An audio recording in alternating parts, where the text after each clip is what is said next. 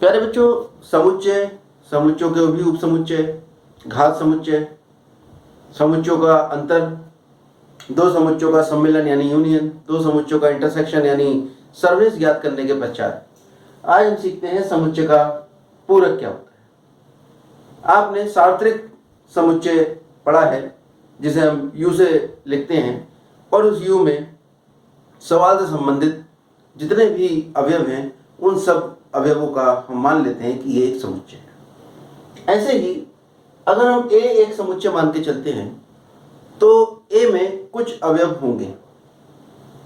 अब यदि ए में कुछ अवयव हैं तो उन अवयवों के अतिरिक्त दुनिया में जितने भी अवयव हैं वो सारे अवयव और ए के अवयव एक समुच्चय में होंगे जिसे हम यूनिवर्सल सेट अर्थात सार्वत्रिक समुच्चय कहेंगे, जिसे हम यू से लिखेंगे। अब अगर हम एक ऐसे सेट की कल्पना करें, एक ऐसे समुच्चय की कल्पना करें जिसमें हम यू यानी यूनिवर्सल सेट में से ए हटा दें, यानी ए एक समुच्चय है और एक ऐसे समुच्चय की कल्पना करिए जिसके अंदर एक ही अवयव ना हो, बाकी दुनिया के सारे अवयव, उसे ही हम कहते हैं समुच्चय का पूरक।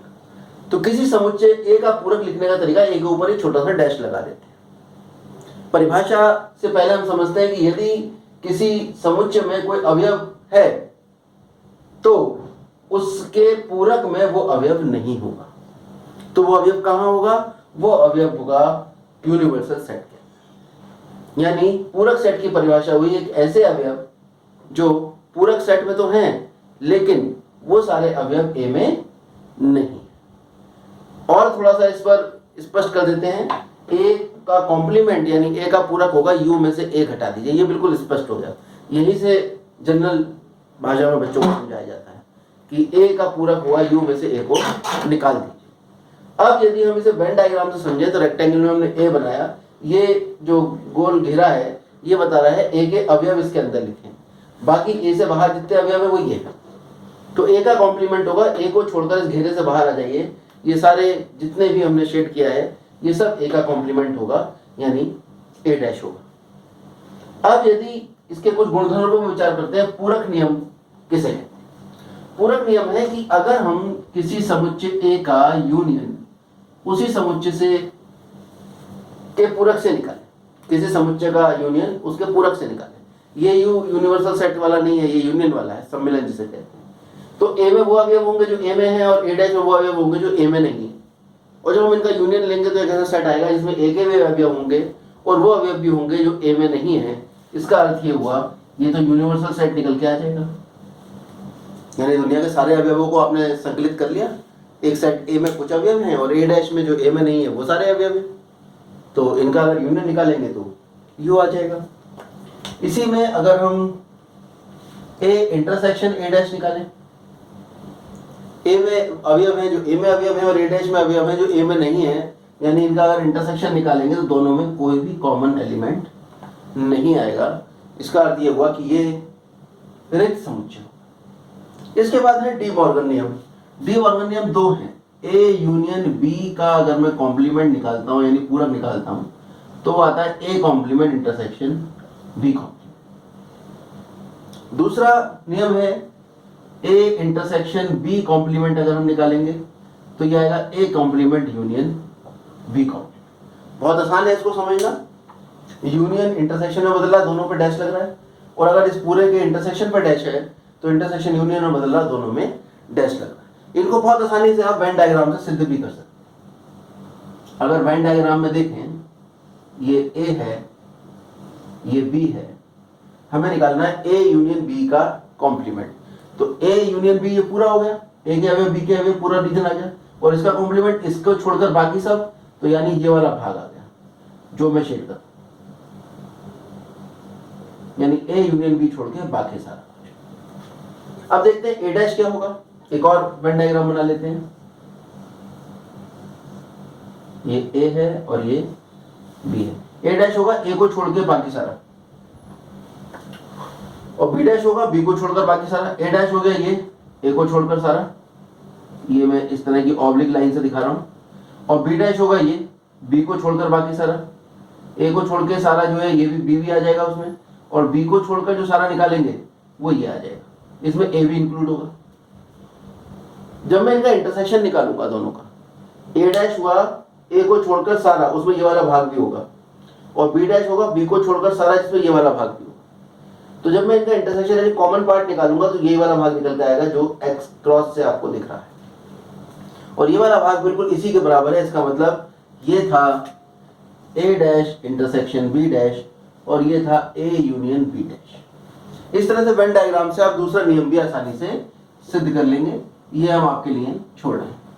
उसके बाद आता है द्वि पूरक नियम। द्वि पूरक नाम से पता लग रहा है, द्वि मतलब दो, यानी अगर किसी समुच्चय का हम पूरक निकालें और पूरक का भी एक बार और पूरक निकाल दें तो वो स्वयं वही समुच्चय आ जाता है।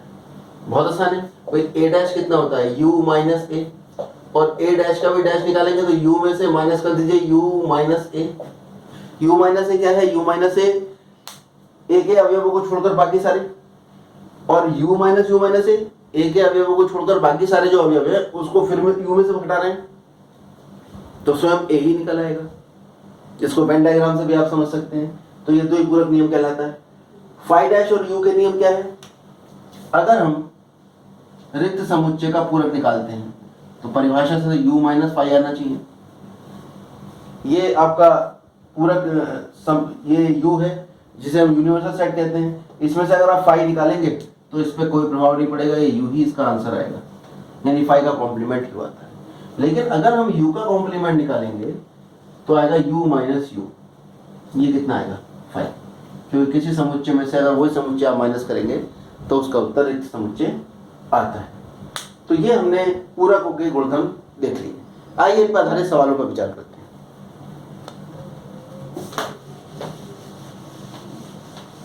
ये सब आप अपनी कॉपी में नोट कर लेंगे। सवाल करते हुए इन सब की आवश्यकता पड़ेगी। नोट करने का तरीका है, जो वीडियो चल रही होगी उस वीडियो का आप स्क्रीनशॉट ले लीजिए और उसके बाद उसमें से देखकर लिख लीजिए, आसानी से हो जाता है। देखिए एक्सरसाइज 1.5 देखते हैं। एक्सरसाइज 1.5 में सबसे पहले फोर्थ क्वेश्चन देखिए। u बराबर 1 2 3 4 5 6 7 8 9 और a बराबर 2 4 6 8 और b बराबर है हमारे पास 2 3 5 7। आपको डी मॉर्गन के जो नियम हैं ए यूनियन बी कॉम्प्लीमेंट बराबर A complement intersection B complement, और सेकंड है ए इंटरसेक्शन बी कॉम्प्लीमेंट बराबर A complement union B complement, ये आपको सिद्ध करने हैं। देखते हैं। देखिए ए यूनियन बी कॉम्प्लीमेंट निकालने से पहले आप निकालिए ए यूनियन बी कितना होगा। एक बार हम इसको सही से करके दिखा देते हैं आपको। 2 4 6 8 ये ए हो गया, इसका यूनियन निकालना है मुझे बी से। 2 3 5 7। जब इन दोनों का मैं यूनियन निकालूंगा तो वो अवयव ले लूंगा परिभाषा से जो इन दोनों में आ रहे होंगे, यानी 2 3 4 5 6 7 8, यानी मैंने ए और बी दोनों के ही अवयव ले लिए और एक अवयव को एक बार लिखा है। अगर मैं इसका कॉम्प्लीमेंट निकालता हूँ यानी पूरक निकालता हूँ तो पूरक का तो नियम है, उसे जो यूनिवर्सल सेट है सार्वत्रिक समुच्चय है उसमें से घटा दीजिए। बेसिक नियम यही है कि जिसका भी कॉम्प्लीमेंट निकालेंगे यू में से घटा देंगे। यू क्या है? यू हम देख रहे हैं 1 से लेकर 9 तक है। 1 2 3 4 5 6 7 8 9 और इसमें से घटाएंगे हम 1 2 3 4 5 6 7 8। जब ये दोनों का हम अंतर लेंगे तो इस u में से a यूनियन b के अवयव निकाल देंगे तो केवल आपके पास 9 आ जाता है, क्योंकि 1 से लेकर 8 तक के तो सारे अवयव इसमें मौजूद हैं। तो ये निकल आया आपके पास a यूनियन b कॉम्प्लीमेंट। अब हमें सिद्ध करना है इसके बराबर, तो आप पहले a कॉम्प्लीमेंट निकालिए। a कॉम्प्लीमेंट कितना आएगा? आप जानते हैं u माइनस a। अब मैं लिखूंगा नहीं, इसको डायरेक्ट बताऊंगा। u में से a के अवयव निकाल दीजिए। u ये है, a ये है। u में से a के अवयव निकालोगे तो क्या आ जाएगा? 1 3 2 इसमें है, 4 है इसमें, फिर 5 6 इसमें है, 7 8 इसमें है, 9।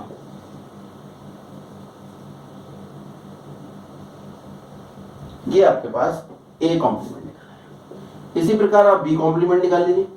बी कॉम्प्लीमेंट कैसे निकलेगा? बी का पूरक, ए में से बी के अवयव निकाल दो। बी के अवयव कौन कौन से? 2 3 5 7 है, वो निकाल दो इसमें से।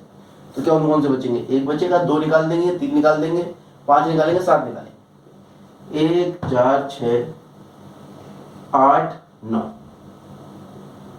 ये आपके पास अवयव निकला है बी कॉम्प्लीमेंट। अब हम निकालेंगे A complement intersection B complement, क्योंकि मुझे ये सिद्ध करना है दोनों। ये तो मैं निकाल चुका हूं, ये निकला। अब A complement intersection B complement निकालेंगे तो A complement intersection B complement आएगा इन दोनों में वो अवयव जो एक समान है। तो हम देख रहे हैं कि इसमें कोई भी अवयव, केवल 9 एक ऐसा अवयव है जो दोनों सेट में आ रहा है, वही इनका इंटरसेक्शन। अब क्योंकि ए यूनियन बी कॉम्प्लीमेंट निकाला था आपने, वो भी यही आया था। इसका अर्थ क्या हुआ? A union B complement equal होना चाहिए A complement intersection B complement. Second वाले पार्ट पे बात करते हैं। सेकंड पार्ट में वो कह रहा है ए इंटरसेक्शन बी कॉम्प्लीमेंट आपको सिद्ध करना है A complement union B complement. तो पहले आप ए इंटरसेक्शन बी निकालिए यहां से। केवल ए इंटरसेक्शन बी क्या आएगा? क्योंकि इसका मुझे कॉम्प्लीमेंट निकालना है, तो कॉम्प्लीमेंट निकालने से पहले ए इंटरसेक्शन बी निकालिए। ए इंटरसेक्शन बी, ए और बी में कॉमन कौन है? 2 के अलावा कुछ भी कॉमन नहीं है। आप देखिए 2 ही ऐसा अवयव है, दोनों में आ रहा है। तो इसका अब हम इसका निकालेंगे complement A intersection B complement. ये होगा u माइनस, क्योंकि पूरक निकालने के लिए हमेशा u में से यूनिवर्सल सेट में से घटा देते हैं। तो अगर हम इसमें से यूनिवर्सल सेट में से ये इंटरसेक्शन बी निकालें तो केवल 2 हटेगा, बाकी सारे अवयव आ जाएंगे। 1 3 4 5 6 7 8 9, ये निकल आया ए इंटरसेक्शन बी कॉम्प्लीमेंट। अब मुझे सिद्ध करना है इसको A complement union B complement. तो पहले इनका यूनियन निकाल लो, A complement union B complement, क्योंकि ए कॉम्प्लीमेंट और बी कॉम्प्लीमेंट दोनों आप निकाल चुके हैं। यहाँ इसका यूनियन निकालेंगे तो क्या आ जाएगा? 1 3 4 5 6 7 8 9, 2 छोड़कर बाकी सब 1 3 5 6 7 8 9, ये और 4 भी आएगा।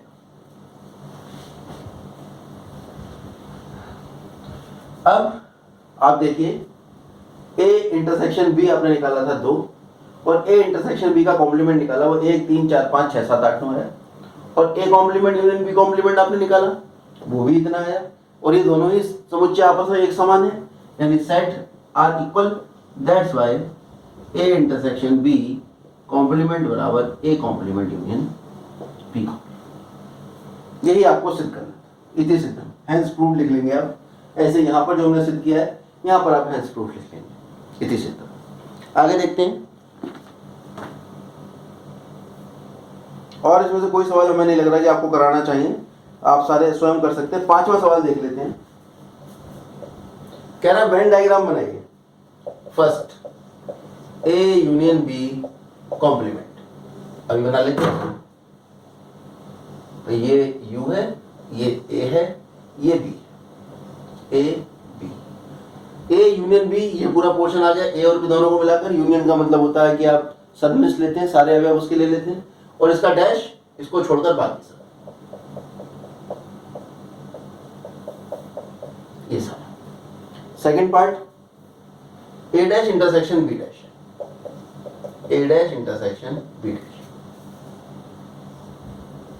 ये रेक्टेंगुलर बॉक्स यूनिवर्सल सेट के लिए बनता है, और 2 सेट हम इस तरह से बनाते हैं, ये ए है और ये बी है। अब आप देखिए कह रहा है ए डैश।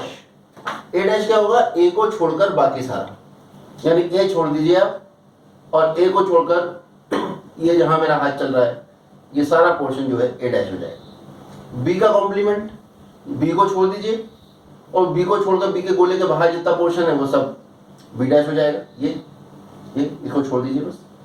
अब इन दोनों का इंटरसेक्शन जब लेंगे, ए डैश इंटरसेक्शन बी डैश, यानी वो वाला पार्ट लेंगे जो दोनों में कॉमन है। तो ए डैश ए से बाहर का भाग, बी डैश बी से बाहर का भाग, और इन दोनों का जो कॉमन पार्ट आएगा जो दोनों में है वो ये वाला भाग आएगा जिसको मैं शेड कर रहा हूं। और वेन डायग्राम से मैं देख रहा हूं कि जो मैंने ये शेड किया और ये शेड किया दोनों आपस में बराबर है, यानी वेन डायग्राम की सहायता से आपने ये वाली बात सिद्ध कर दी कि ये दोनों आपस में बराबर हैं। थर्ड पार्ट क्या है? ए इंटरसेक्शन बी डैश, यही होगा जो डी मॉर्गन लॉ ही एक तरह से करवा रहा है हमसे। तो ए इंटरसेक्शन बी डैश क्या होगा?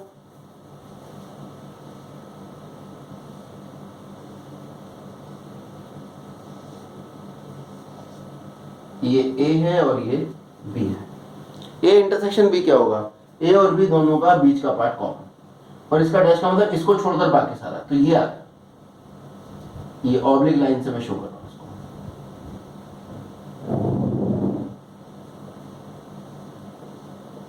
ये पार्ट आ गया, केवल इंटरसेक्शन वाला पार्ट छोड़ दीजिए, ये क्योंकि इंटरसेक्शन है, और इसका जब कॉम्प्लीमेंट लेंगे तो इसे छोड़कर बाकी सारा पार्ट आ जाएगा। कॉम्प्लीमेंट पूरक का मतलब यही होता है। फोर्थ पार्ट ये कह रहा है ए डैश यूनियन बी डैश। देखते हैं,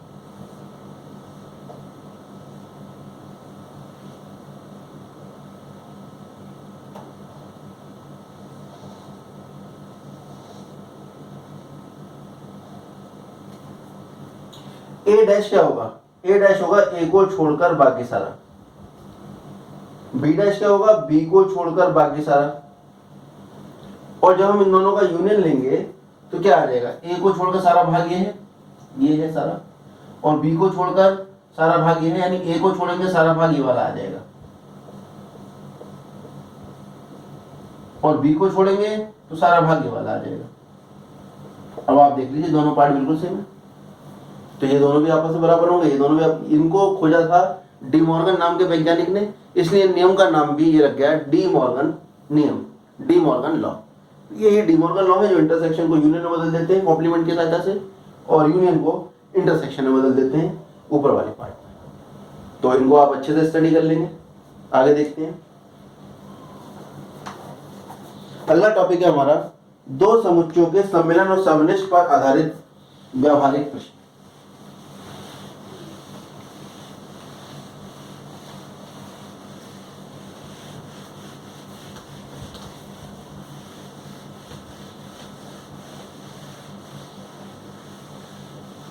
व्यावहारिकता से पहले थोड़ा विचार कर लेते हैं कि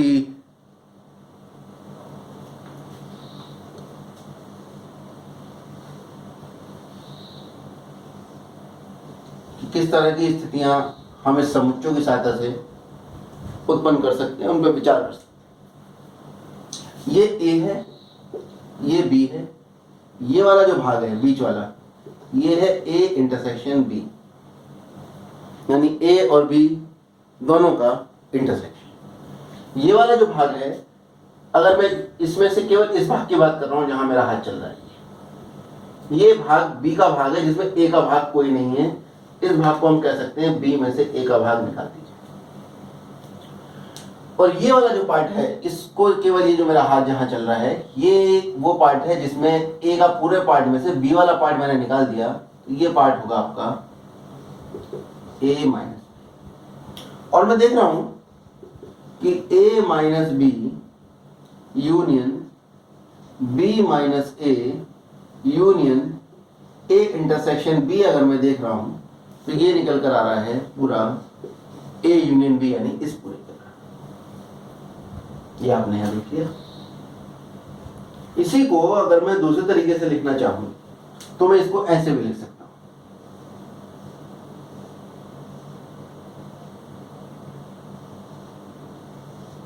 ये A है और ये B है, और मैं कह रहा हूं A यूनियन B। तो A यूनियन B अगर आप लिखना चाहते हैं तो उसमें नंबर ऑफ एलिमेंट लिख लीजिए आप इसके, A B C। इसमें A अवयव है, इन दोनों के बीच में जो इंटरसेक्शन है B अवयव है, और तीसरे पार्ट में C अवयव। तो अगर आप इनके पीछे n लगा देंगे, n का मतलब हुआ नंबर ऑफ एलिमेंट, यानी A यूनियन B में कुल अवयव कितने हैं, तो इसमें हमें a प्लस बी प्लस सी। तो इसमें अगर आप देख रहे हैं तो ये a जो है, a के अवयव को मैं ऐसा कर सकता हूं कि b यहां जोड़ लूं और b यहां घटा लूं, प्लस सी। तो ये a प्लस बी किसके भाग आ गए? a प्लस बी आपके पास जो भाग आया है वो निकल कर आया पूरा a, यानी number of element in a। इसमें b को हटा दीजिए, प्लस ये b प्लस सी एक साथ लिख लिया, माइनस बी, बी प्लस सी किसके अवयव हैं? पूरे बी के अवयव हैं, तो इसकी जगह मैं लिख सकता हूं एन बी। और ये जो माइनस बी है, आप देख रहे हैं बी नंबर ऑफ एलिमेंट किसके हैं, यानी बी जो है, जो दोनों का इंटरसेक्शन वाला पार्ट है, इसके अवयव है एन ए इंटरसेक्शन। तो मेरे पास एक फॉर्मूला निकल कर आया, एन ए यूनियन बी बराबर n A plus n B minus n A intersection B. ये फॉर्मूला क्या कर रहा है? ये ए और बी के यूनियन और इंटरसेक्शन में संबंध स्थापित कर रहा है। इसकी सहायता से किस तरह के सवाल आएंगे और किस तरह से हम सवालों को हल करेंगे, आइए देखते हैं।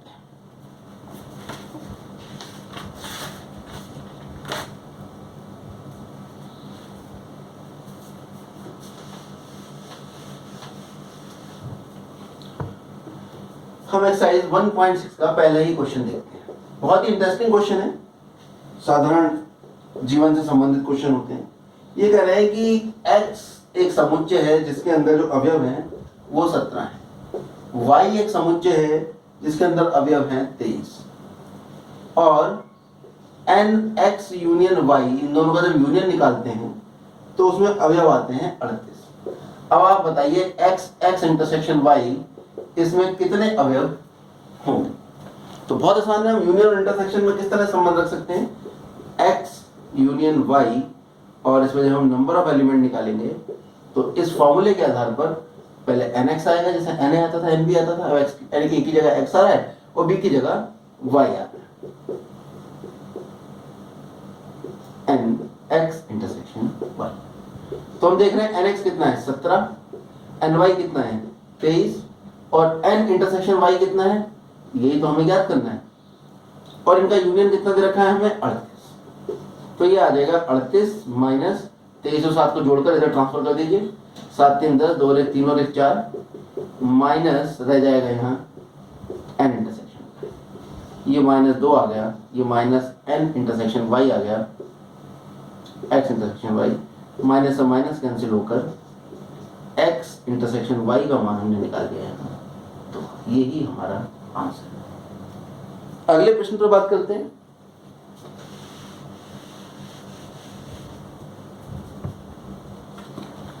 तीसरा प्रश्न, ये पेज नंबर 28 में आप अपनी किताब एनसीईआरटी वाली जो बुक लगी है उसे खोलेंगे, उसमें एक्सरसाइज 1.6 का थर्ड क्वेश्चन आप पढ़ेंगे स्वयं।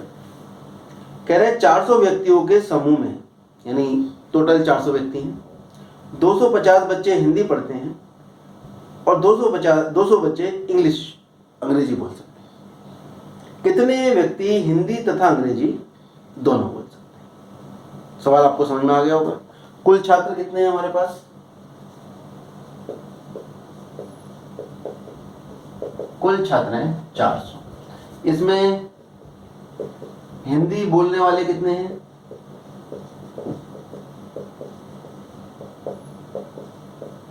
छात्रों की संख्या वो हमारे पास है 250। और अंग्रेजी बोलने वाले कितने हैं?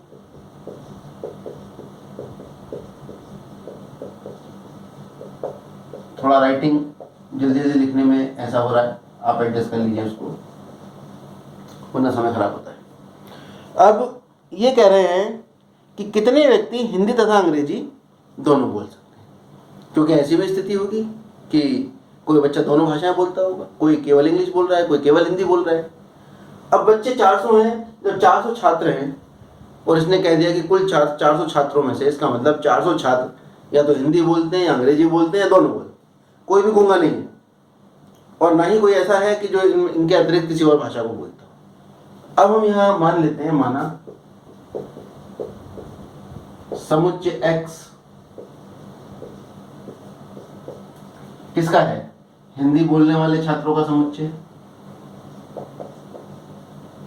एक कह देते हैं हिंदी बोलने वाले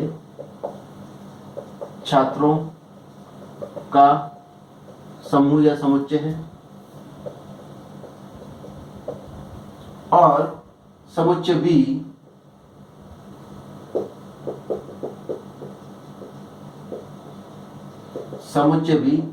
अंग्रेजी बोलने वाले छात्रों का समुच्चय, बोलने वाले छात्रों का समुच्चय है।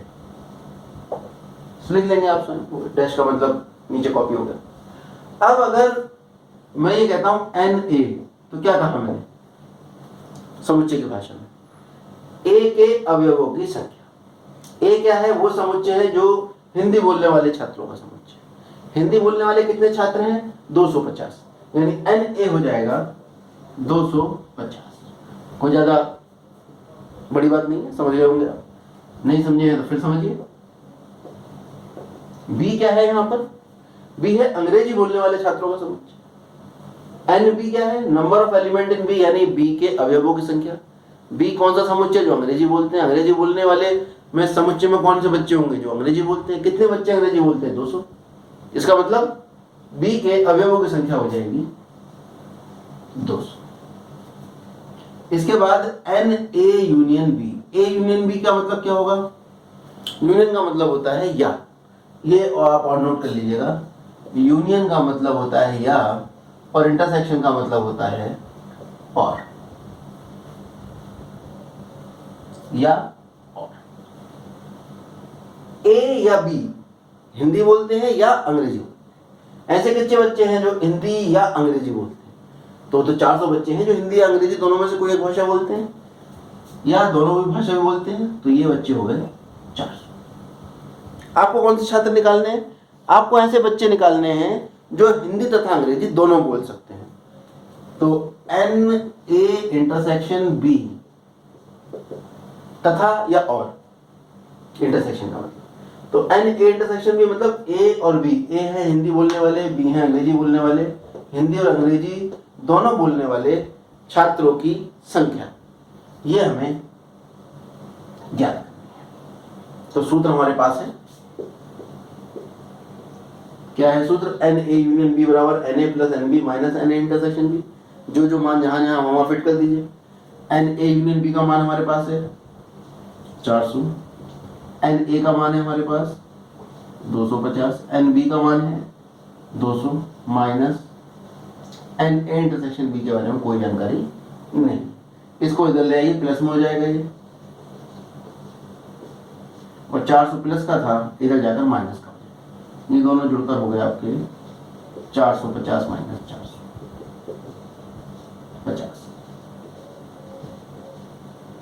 ए क्या थे? हिंदी बोलने वाले। बी क्या थे? अंग्रेजी बोलने वाले। इंटरसेक्शन का मतलब और, यानी हिंदी और अंग्रेजी बोलने वाले छात्रों की संख्या। एन का मतलब संख्या कितनी आई है? 50। अतः हिंदी और अंग्रेजी बोलने वाले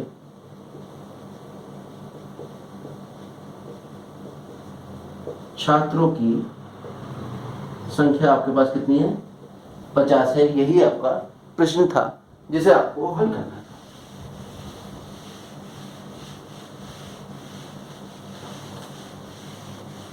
अच्छे सवाल है, एग्जाम में काफी पूछे जाते हैं। अब देखिए 5वां सवाल देखते हैं इसका। ये कह रहा है कि x और y दो ऐसे समुच्चय हैं जहां x में नंबर ऑफ एलिमेंट 40 है। n का मतलब तो नंबर ऑफ एलिमेंट हो जाता है। x में अवयवों की संख्या 40, n y में अवयवों की संख्या, ये हमें ज्ञात करना है।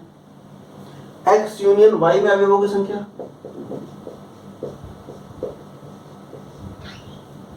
और x इंटरसेक्शन y में अवयवों की संख्या, ये भी हमें बता दी है उसने। कितनी है? 10।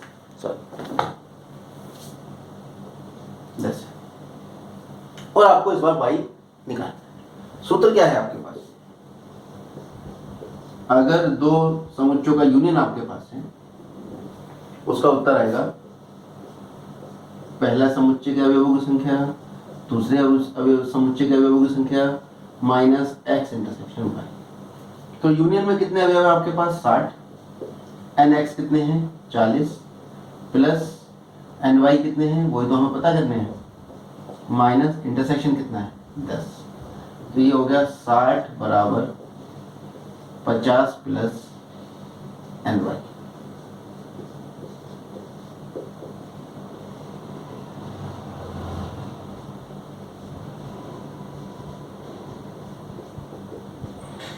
यानी y में अवयवों की संख्या